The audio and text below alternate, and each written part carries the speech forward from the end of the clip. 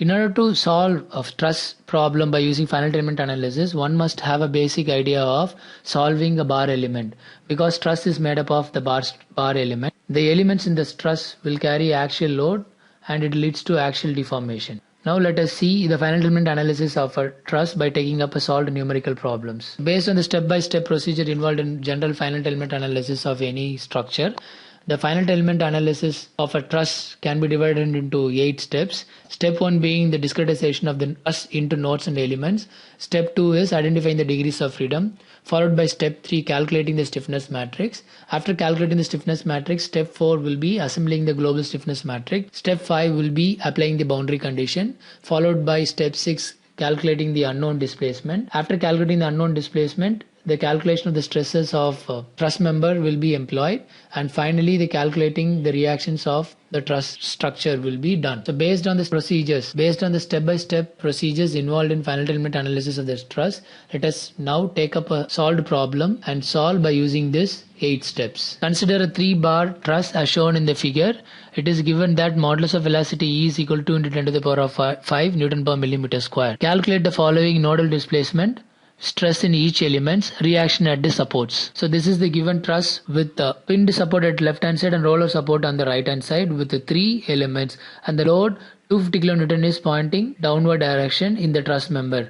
The length of the member in horizontal direction is given as 1000 millimeter and in the vertical direction is given as 500 millimeter, and the area of the element 1 is 2000 millimeter square, element 2 is given as 2500 millimeter square, element 3 is given as 2500 millimeter square. Let us now apply the step-by-step procedure for solving a truss problem using FEA concepts. The first step is the discretization of the structure into nodes and elements. Since the given truss member has 3 elements, let us now divide the structure into 3 elements and 3 nodes, and the coordinates at node 1 will be x1 y1 and node 2 will be x2 y2 and node 3 will be x3 y3. Unlike bar and spring element, the local coordinates of the truss member must be converted into global coordinate system. Since the element 2 and element 3 and element 1 have an orientation based on the global coordinate systems. Let us now focus on the step 1. So based on the discretization, it is divided into 3 elements and 3 nodes. Step 2 is identifying the degrees of freedom. Since truss element has 2 degrees of freedom,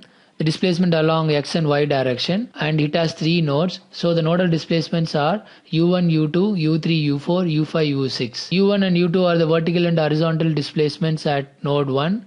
U3 and U4 are the horizontal and vertical displacement at node 2.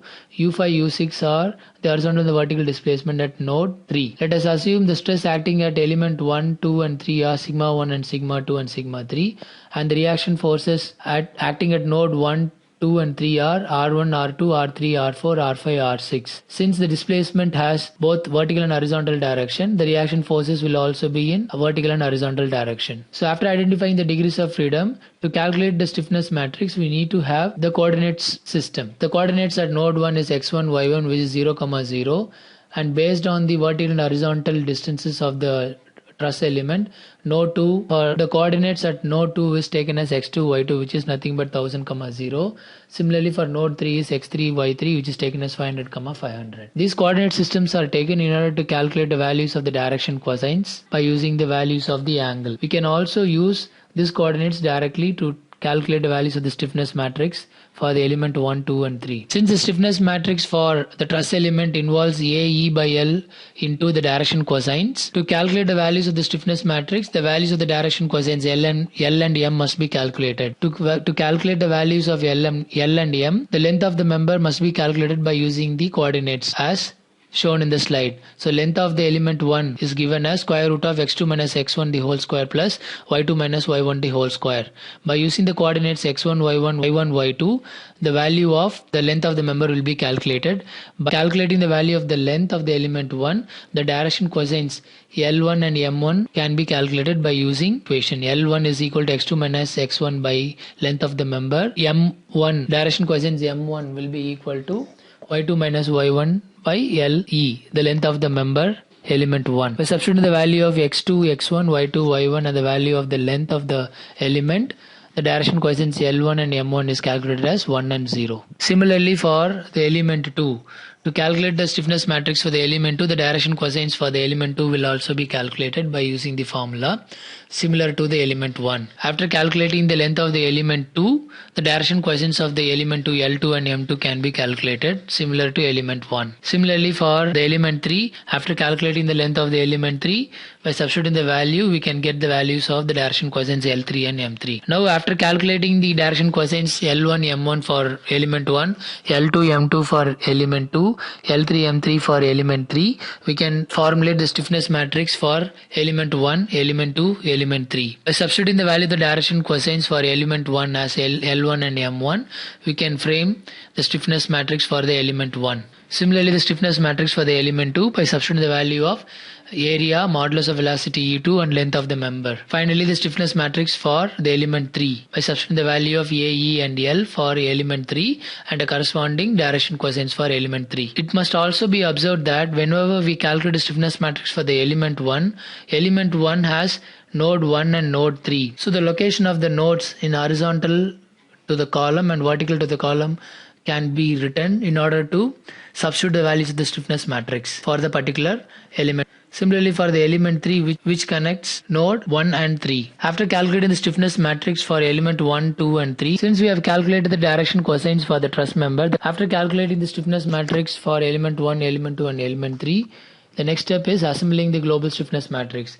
Since the direction cosines has been taken to convert the local coordinate system to global coordinate system, the global stiffness matrix can be assembled by using the corresponding nodes. Since the truss element has 3 nodes and the displacements 2 displacement at a node, so the displacement will be 1, 2, 3, 4, 5, 6 for the 3 nodes, since each node will have vertical and horizontal displacements. So the assemblage of global stiffness matrix must be done in a similar fashion by arranging rows in the columns based on the displacement 1, 2, 3, 4, 5, 6. After assembling the global stiffness matrix, the next step is applying the boundary conditions. In order to apply the boundary condition, one must observe the support of the structure. Since node 1 is pinned, its vertical and horizontal displacement will be equal to 0, and node 3 is roller support, its vertical displacement U4 will be equal to 0. And at node 3, there is a point load which will be acting in downward direction. So that point load is taken for nodal force vector F6 as minus 250, where minus sign indicates the direction of the load. Since the self weight is neglected, F1, F2, F3, F4 and F5 is equal to 0 for this truss structure. So the boundary conditions, after knowing the support condition and after knowing the force vector at the nodes, the boundary condition must be substituted in the finite element equation. So after substituting the boundary condition as U1, U2 is equal to 0, U4 is equal to 0 and F1, F2, F3, F4, F5 is equal to 0, the finite element equation can be reduced in order to find the unknown displacement U3, U5 and U6. After removing the 0 boundary conditions in the rows in the column, the unknown displacement U3, U5, U6 is calculated as 0.3124 mm, 0.5162 mm, minus 0.5099 mm. The seventh step is the calculation of the stresses. Stresses can be calculated by using this equation: sigma is equal to modulus of velocity by the length of the member into direction cosines minus L minus M L M and its corresponding nodal displacements, which includes both vertical and horizontal displacement as U1, U2, U3, U4. By substituting the value of the modulus of velocity, length of the member and the direction cosines for that particular element, and by substituting the values of the displacement, we can get the stresses for the particular element 1. So element 1, the stresses acting at element 1 is taken as sigma 1. By substituting the value of modulus of velocity, length of the member, direction cosines L and M, and by substituting the values of the displacements, we can get the values of the stresses as sigma 1 is equal to 62.48 Newton per millimeter square. Positive sign indicates tensile stress. Similarly, for the element 2, by substituting the values of the modulus of velocity for the element 2, length of the element 2, direction cosines of the element 2 and displacements of the element 2, we can get the stresses of the element 2. Sigma 2 is equal to minus 70.729 Newton per millimeter square, and this negative sign indicates that 70.729 Newton per millimeter square. Similarly, the values of the stresses in the element 2, sigma 3 is calculated as minus 70.729 Newton per millimeter square. Finally, the reaction forces for the truss member is given as R1, R2, R3, R4, R5, R6 is equal to the global stiffness matrix for the entire structure into displacements at node 1, 2, 3 as U1, U2, U3, U4, U5, U6 minus nodal force vector F1 to F6. By substituting the values of the displacement and the nodal force vector, we can get the values of the reaction. The value of the reaction R1 is calculated by substituting the values of the displacement and the nodal force vector. The value of the reaction is tend to be 0 for R1. Similarly for R2, which is equal to 1.249 10 to the power of 5 Newton. Similarly for R3 is tend to be 0. Similarly for R4, R5 and R6. R4 is given as calculated as 1.249 10 to the power of 5 Newton. R5 and R6 as 0.